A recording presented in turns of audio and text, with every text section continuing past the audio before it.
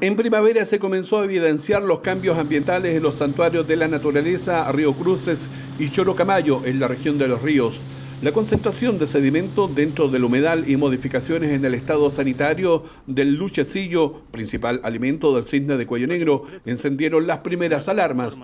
A ver, luego de haber observado la desaparición del luchecillo en varias partes del humedal durante la primavera del 2020, hemos visto que el luchecillo se recuperaba en gran parte del humedal, especialmente en las riberas inferiores, es decir, donde está el agua, siempre está el agua, ¿ya?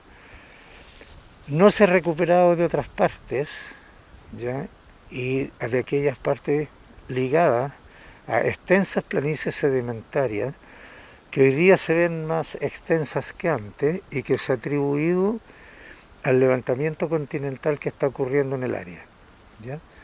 Entonces, la recuperación del luchecillo ha sido notoria en muchos puntos, pero en otras no ha ocurrido o ha sido más lenta, y esas otras áreas son las que están cercanas o que bordean a estas planicies sedimentarias que nosotros ahora vemos más extensas, más grandes, debido a ese levantamiento que está ocurriendo naturalmente en toda la región. El levantamiento continental que sucede en el sector, según los especialistas, se atribuye al ciclo sísmico. Recordemos que un vasto territorio quedó bajo el agua para el terremoto de 1960, originándose desde aquel entonces el humedal, territorio que en algunos lugares está nuevamente levantándose. Los geólogos, los expertos en esto, los geólogos hablan del ciclo sísmico, es decir, lo que ocurre en una zona entre dos terremotos sucesivos.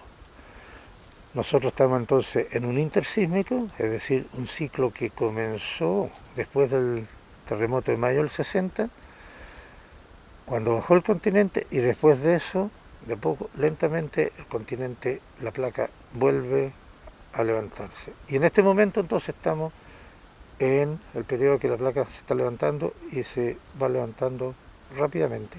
Cuando yo digo rápidamente no son centímetros, metros, sino que son milímetros, pero esa suma aditiva del levantamiento, aunque sea poco, en el tiempo, y como las zonas estas de las planicies son muy planas, un pequeño levantamiento implica bastante exposición al aire.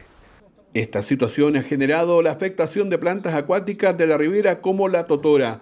El proceso además afecta la forma como llega el agua al humedal. Por ende, el levantamiento que sucede en el sector perturba el ecosistema en general.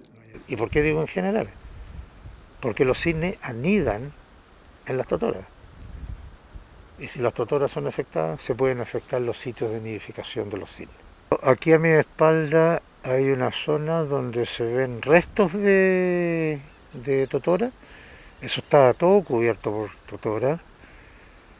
No puedo decir exactamente hace cuántas semanas, meses, pero eso estaba cubierto por totora. ¿Y por qué sé que estaba cubierto por totora? Porque los montículos que se ven a mi espalda, esos montículos son los restos de la parte basal de la totora, de la parte con la que la totora está enterrada, digamos, al sustrato. Es decir, esto se ve en diferentes partes, estos vacíos que están ocurriendo en las riberas debido a la mortalidad que está ocurriendo de totora en el área.